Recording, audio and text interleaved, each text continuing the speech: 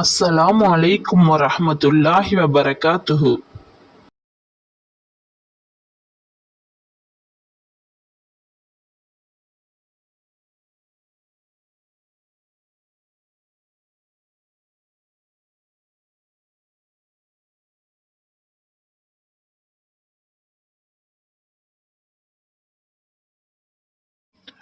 ஹஜ் பயணத்தின் போது நீங்கள் தொழில் செய்து உங்கள் இறைவனுடைய அருளைக் கொண்டு கிடைக்கும் லாபத்தை தேடிக் கொள்வது உங்கள் மீது குற்றமாகாது.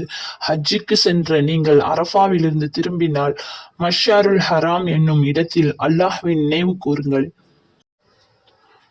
நீங்கள் இதற்கு முன் வழி தவறியவர்களாக இருந்தபொழுது உங்களுக்கு அவன் நேரான வழியை அறிவித்ததற்காக மேலும் அவனை திக்ரு செய்யுங்கள்.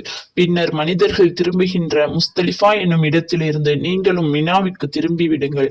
மேலும் அல்லாஹ்விடம் மன்னிப்பு கோருங்கள். நிச்சயமாக அல்லாஹ் மிக்க மன்னிப்புவன் மகா கருணையாளன் ஆவான். ஹஜ்ஜுக்கு சென்ற நீங்கள் உங்கள் ஹஜ்ஜின் கடமைகளை நிறைவேற்றிவிட்டால் நீங்கள் இஸ்லாமிற்கு முன் உங்கள் மூதாதையர்களின் பெயர்களை சப்தமிட்டு பெருமையாக நினைவு கூறி வந்ததை போல் அல்லது அதைவிட அதிகமாக அல்லாஹ்வை திக்ர் செய்து உங்களுக்கு வேண்டியவற்றையும் அவனிடம் கேட்டு பிரார்த்தனை செய்யுங்கள்.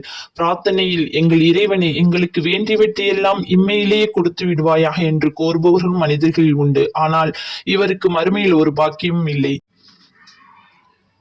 மேலும் எங்கள் இறைவனை எங்களுக்கு நீ இம்மையிலும் நன்மை தருவாயாக, மறுமையிலும் நன்மை தருவாயாக, நரக நெருப்பின் வேதனையிலிருந்தும் எங்களை நீ காப்பாயாக என கோருபவர்களும் மனிதர்களில் உண்டு.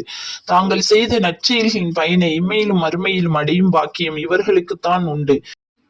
தவிர சிரமமேற்படாத வண்ணம் இவர்களின் செயலை பற்றி மறுமையில் அல்லாஹ் வெகு விரைவாக கேள்வி கணக்கெடுப்பான்.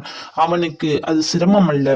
நம்பிக்கையாளர்களே, துல்ஹஜ் மாதத்தில் குறிப்பிட்ட 3 நாட்கள் வரை மினா என்னும் இடத்தில் தாமதித்திருந்து அல்லாஹ்வை திக்ர் செய்யுங்கள்.